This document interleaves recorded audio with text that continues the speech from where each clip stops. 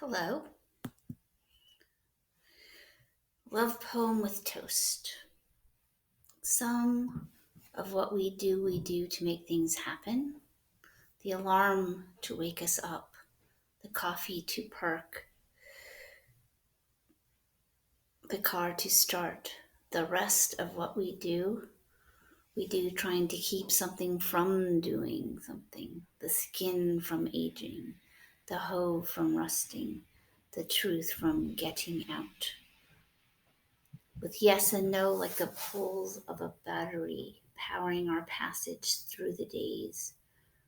We move, as we call it, forward, wanting to be wanted, wanting not to lose the rainforest, wanting the water to boil, wanting not to have cancer, wanting to be home by dark, wanting not to run out of gas.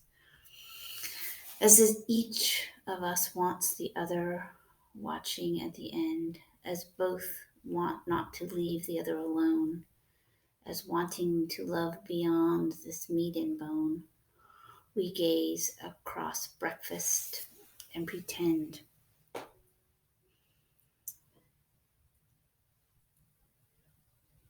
So, a thoughtful poem where the poet is an ordinary person talking about their life with us. Nothing is particularly complicated in this poem. He's just describing ordinary thoughts that we have where we're trying to preserve, keep something from doing something. So, preserve someone from danger. We're trying to preserve our skin from getting old, trying to preserve the truth from getting out.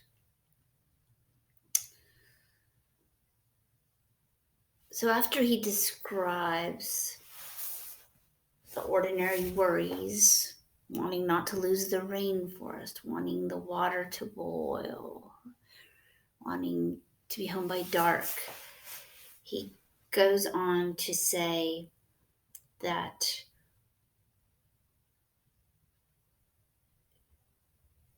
at the end of the day, we just want to be loved, as both of us want not to leave the other alone, as wanting to love beyond this meat and bone. Some rhyme there. Alone bone. We gaze across breakfast and pretend. So this coda here, gazing across breakfast and pretending, is a poetic way of describing how we assume things will keep going the way they're going. So this is a COVID-19 compassionate learning project.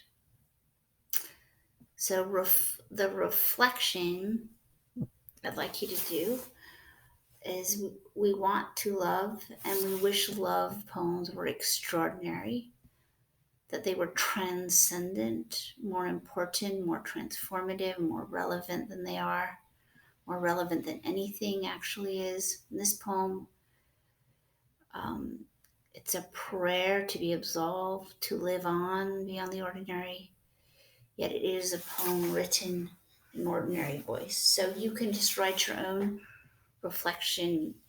Usually, first thought is best. What comes to mind when you read this poem, or if you have trouble thinking about the entire poem, then just choose a section. So, here's a little bit of history.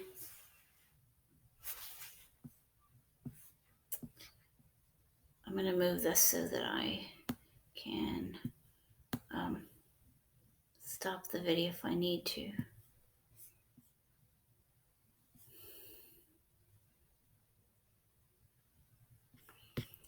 So,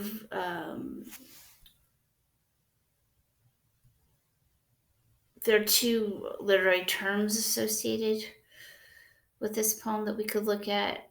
Cadence, which is the patterning of rhythm in natural speech, or in poetry without a distinct meter. And then you could also think of this poem as a pastoral poem.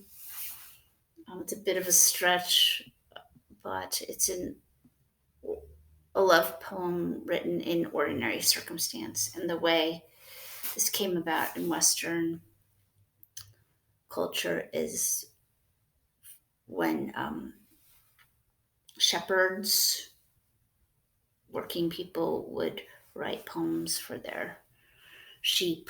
Could be translated as a um, plumber writing a poem for his tools.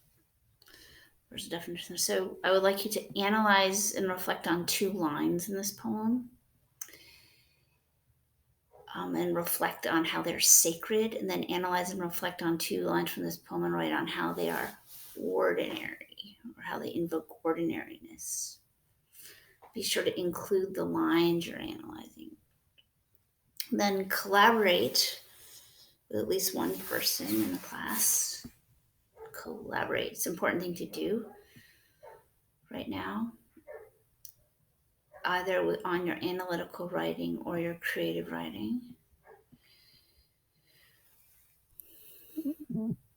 So I wrote, the creative writing would be just to work with the form that's set up and recreate it. So I did a little bit to share with you, working with the original poem. The rest of what we find, we share, trying to keep truth from being true, the rain from falling, the child from suffering. Could change, there's a typo here. Suffering, the rain from falling. As we navigate time, we navigate time as if it were sacred, as if it were ours to have things, ours to have things not perfect the way they are even now, drenched in uncertainty, like baking a cake from eggs and flour, the last drop of vanilla, the last lemon for frosting, the first time in a long time you've had to cook, wanting to be awake, wanting to be loved. So that's it. You can listen to the video again if you need extra help. You're welcome to email me or talk to me on Zoom. And this is a rubric, simple rubric if you want to look at it, for the collaboration, the analysis, the reflection, and comprehension. Bueno. Hope you enjoyed this, and we will be in touch.